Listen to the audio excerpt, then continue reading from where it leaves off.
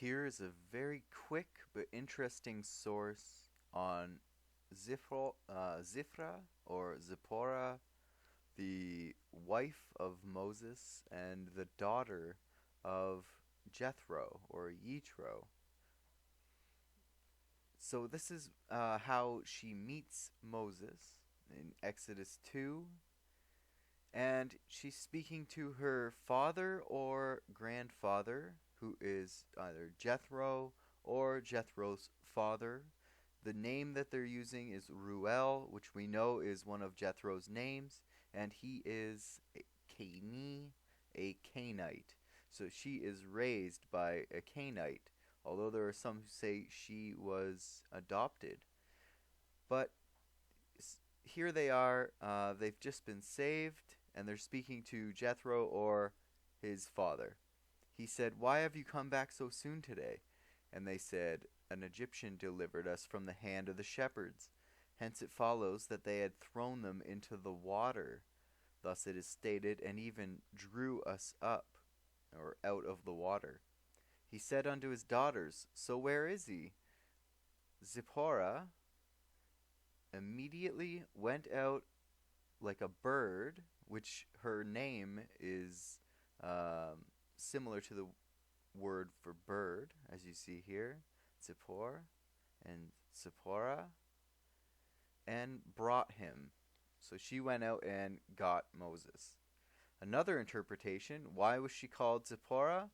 Because she cleansed her father's house like the blood of a bird. According to Leviticus 14:48 through 55, such a cleansing was needed for a house with a curable plague of leprosy, or Tzaraath, or like this Tzaraath. It's like a skin disease, but it can also affect the house. It's sometimes called leprosy, but that's not really the best translation. It's very interesting. She was raised by a Cainite, or the Cainite, as you see here, the Cainite, Kenites, and Canaanite from Genesis 15:19. The first instant of the word Cainite.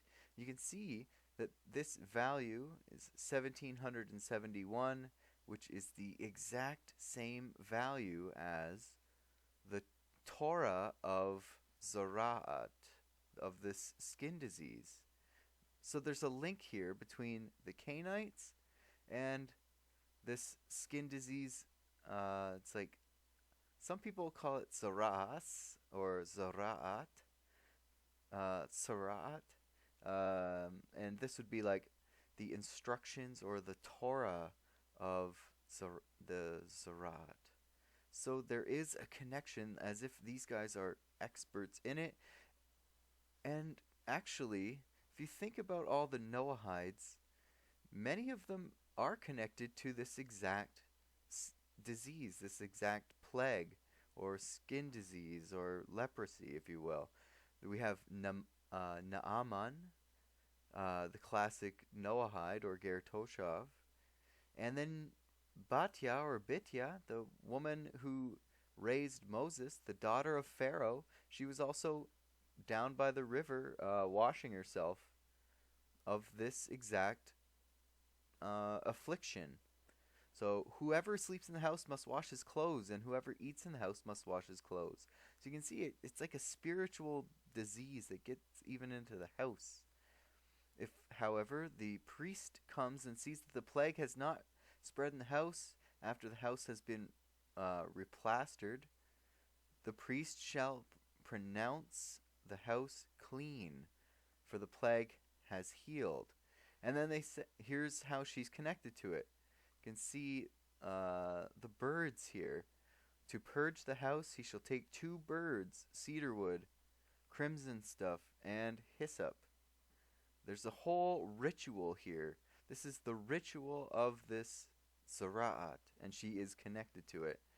And I'll show you something right at the very end. You can read this for yourself. It's quite interesting. So, and it says here, this is the Torah of this plague for swellings, rashings, or discolorations, to determine whether they are unclean and when they are clean. Such is the ritual concerning eruptions here, or this leprosy or tsaraat. So here it is, the Torah or the ritual or instructions of this skin disease, which is connected to Noahides and gerim or converts, which Zipporah was.